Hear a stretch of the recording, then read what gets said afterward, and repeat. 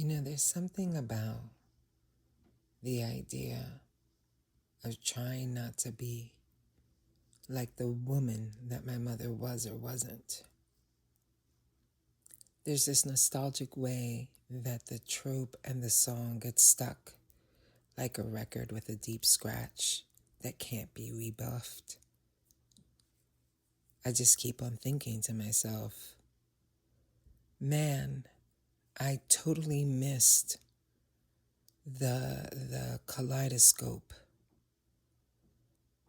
that would have given me more hints that life is a bit much more complex than I could ever think. I feel as if the endeavor to not be like my mother or her mother or her mother seems to be full of folly. Because the truth is, you never know the shoes someone has to walk a mile in.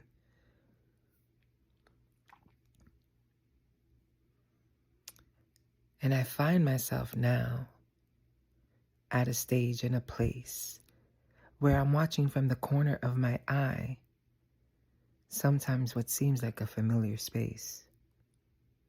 And I have to go back in my mind and I have to go forward just a little bit. I have to ask myself the question, am I living in a loop of my own creation?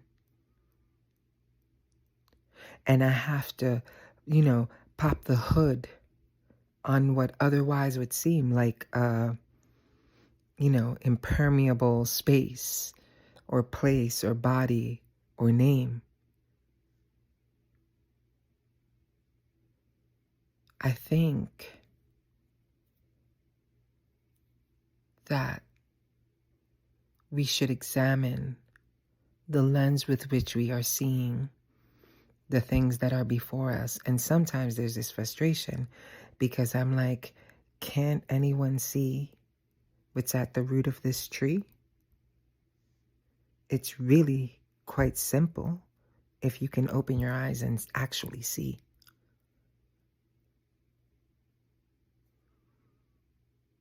So now I'm looking with different eyes at my mother's story, her mother, and her mother, because I can recognize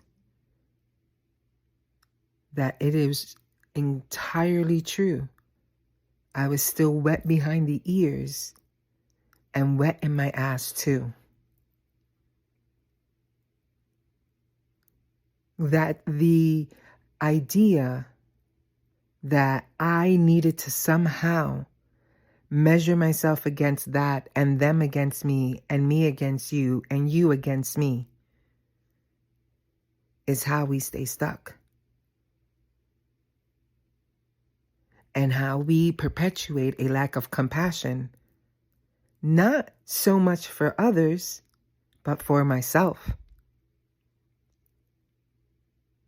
And this to me a worthy endeavor. To begin to see my life and yours through eyes of compassion, connection, and compromise. And that this experience, this human one, in which I can see the root of the wound, perhaps I can offer something that's long-lasting and not just in reaction to someone's humanity. Send my love.